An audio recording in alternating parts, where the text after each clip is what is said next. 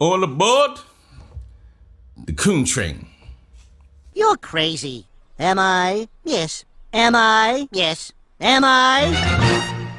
So some months back, I did a video, in which I featured Sasha Johnson. And in that video, I tried to explain why she referred to a fellow black man as a...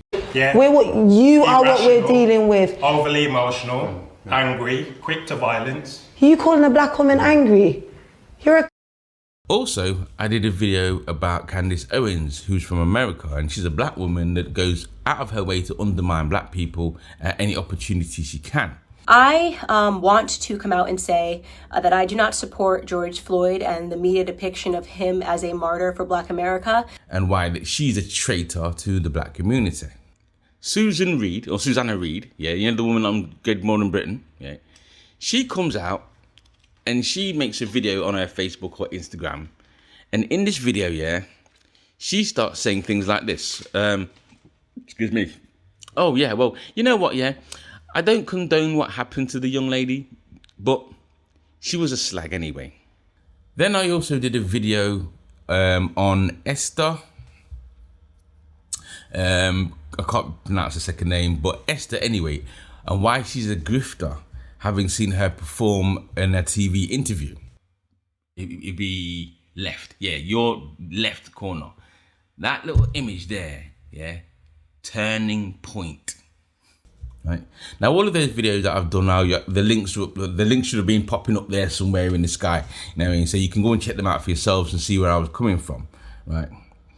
So the thing is now, when I or anyone like myself refers to another black person as a, this derogatory term should not be taken lightly. So you're experiencing racism from the left? Yeah, mostly from the hard left. And I want to specify here that this isn't white on black racism. This is mostly black on black racism. These days, especially like in America, and it has filtered over here to England as well, the term that is used to describe a black person that is anti-black. How would white people put it? I would wager that people like Sophia hate their own country and hate their own people. Hate their own people. That is what to what I would say the black community. Docile. I am agreeable to a fault. You should have seen the dude who asked me to get on the boat when we came over here. Not a violent bone I just walked in my right body. on, no big deal. What makes me say that this person is a... And it's simply their actions, right? Now, the thing is, there's a difference between, let's say, I would say let's say a sellout, or a old school term we call it coconut, right?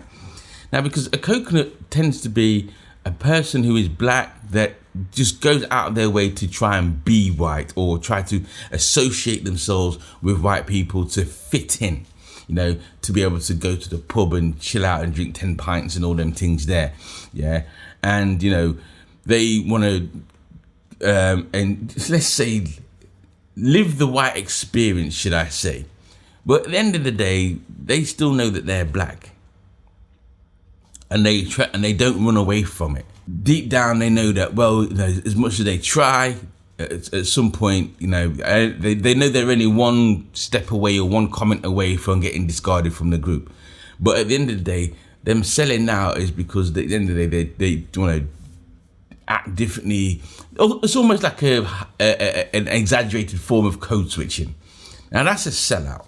Now, however, is someone who is in a political sphere, right? And they go out of their way deliberately to undermine black people and black people's plights and black people's grievances. Black history is not the history of institutional racism. Listening to some members across the House, it's quite clear that they don't know the difference. Especially if that grievance has anything to do with race or how other groups treat the black community. As much as lived experiences are important, and everyone's personal, individual, anecdotal experience is important. Anecdotal experience.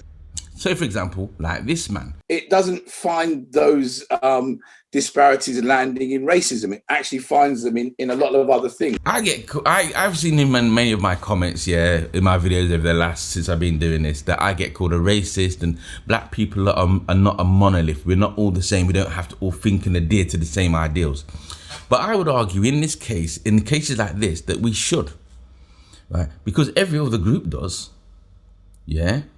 So why shouldn't we? Why is it that, the Asians, they all stick together, white people, they all stick together? You know what I mean? If a white person was to attack, just like, for example, like what happened with the school. We, the Muslim community, object and condemn the use of all and any religious offensive material in schools. So why is it other groups can be monolith when a situation is opposed upon them and they want to fight back or stand up for themselves? Every other group can be a monolith, but then the black community, oh no, you're not a monolith. You can all stay divided. If you were to ask any person who campaigns for Black Lives Matter, do they care more about actually achieving racial equality, or some group that happened to get the username Black Lives Matter on Twitter? Do they care more about actually achieving racial equality, or some group that happened to get the username Black Lives Matter on Twitter? I'm pretty sure you know which one they choose. People who oppose this movement are simply just trying to undermine that push. By not being a monolith in these situations shows a lack of unity. And that lack of unity is what I would say is a big issue in black community anyway. Samuels is a young black woman. She said she would boo those fans as well, Femi. She's not trying to undermine racial equality. How offensive to Dominique. But she's pushing the narrative that you are. She's pushing the narrative that you are, which is in itself undermining the push for racial equality. Whatever her skin, whatever your skin color, you are undermining the push for racial equality. You know what I mean? But I'm kind of digressing anyway. So let's stick to the point of, to make this simple, right? For a lot of people who want to still argue that, oh, I'm a racist to your own kind and stuff like that, right? The only reason why I think that people say it or say things like that is because they don't see my position or what my stance is. You understand the words that are coming out of my mouth? But let's say, hypothetically, that the government decided to bring in place a law in which if you were caught doing 85 miles an hour as a black person, you'd go. Of course, this would be unacceptable by most people in the public, whether you're black, white, or Indian, Southeast Asian, whatever. That would be unacceptable, right? However, this is where things come in, right? Because what the government would do is they'd hire this. The first reason would be simply to be the face of the policy. In the wake of the Black Lives Matter movement, the government put together a commission to look into racial inequality in Britain. Which have nothing to do with racism, because it's black men killing each other. He is a person who is involved in bringing the whole thing together, right? And then make him the face, put him the one in front of the cameras all the time. And secondly, by doing that, they make them what I could say the black friend that makes it okay. One of the congressmen brought out a friend of the Trump family, and he was like, you say the Trumps are racist, but look at their black friend. Look at her, that black friend. And then Rashida Tlaib, she was like, that's racist. Bringing out a black person as a prop is racist. And he was like, how dare you say that I'm racist? I have black nieces and nephews. Right? And that's how I frame it, yeah? You know, that black person, that the guy that they can use as well, it can't be a racist policy because that person is black and he agrees with it and he thinks it's fine, right? Again, all of a sudden black people can be real monolith when it comes to being convenient, right? So what that black person or that or has to do, right, is justify the racist the racist policy. And what they'll tend to do on most occasions is that they will, let's say, victim blame. Victim blame is the one I'll go with. So what they'll do is they'll say something like, well, you know, a black person getting stopped and going straight to jail for doing 85 miles an hour, it shouldn't be seen as a racist thing because... But a lot of the time that is because there are high levels of crime within predominantly black communities. I think that's just a fact. And black people come from broken homes. And, well, if you look at the statistics... Which poses the bigger threat to the black community? Without missing a beat, he said, the absence of black fathers. All of these factors play into high crime rates. And then... Race baiting and lying is now so political currency. Is disgusting. A black person doing 85 miles an hour is more than likely to be driving away from a crime scene. He produced, within 24 hours, a file because they said his watch, his jewellery, his possessions were all tainted items. So under the Proceeds of Crime Act 2002, they made the assertion that everything was part of the proceeds of crime. They have used shoestring or false intelligence that there's a young black man with no previous convictions driving a brand new X6, enjoying life, and then the next day he's the enemy of the state. You see where I'm going with that? That's what they do. That's what their job is to do. Right? But then at the same time, you ask them, well, what about white people or any other group doing crazy speeds in the fast lane, even doing more? Oh, well, what you'll find is that if they're speeding, they're going to be, it's going to be of some kind of high importance, or they're going to have a very good reason, and they'll downplay it and, you know what I mean, justify their reasons. You know what I mean? But that is the goal, or that's to say, that is what coons do. Undermining black people in either to appease white people or to, let's say, demise the plight of whatever that situation is, you know what I mean? And there are many black people that do it. And what it is they're becoming, their numbers are growing because it's profitable for them. And that's the thing I wanted to kind of like make clear. You know why they do it? Because there's something in it for them. Yeah.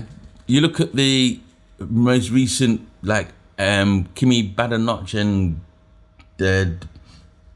what's her name, Dominic, yeah, they've all come from a school of Turning Point, you know what I mean? Now, Turning Point is a think tank, you know what I mean? I'm not going to go into them right now, but at the end of the day, they all have the same ideologies and they all come with the same talking points. You can always spot them a mile away, because as soon as you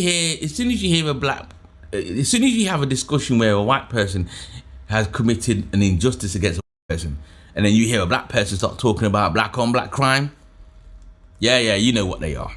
You know what I mean? So anyway, right? That's why black people like myself have such disdain for members of the black community, and why we call them, and why, if you are being called a now, you've been called a, why you should really think about why it is someone calls you that. And that's for the white people who are listening. Yeah, don't fall for the... Look, you're being grifted. Or, let's say, those who know. Right, you know what the coup is, yeah? But you're just plain ignorant or stupid, right? But anyway, that's my take on the campaign, you know what I mean? And how it's getting out of hand in this country, because like I says, the appeasing of, you know, or trying to justify, yeah, certain policies and ideals. I mean, look at the report the other day, you know what I mean? And then you got all these black people coming out about, oh yeah, well, there's no institutional racism. Yeah, shut up. Yeah. Right. Anyway, let me know what you think in the comments below, and don't forget to like, share, and subscribe. I'm out. Peace. Yes. Am I? Yes. Am I? Yes.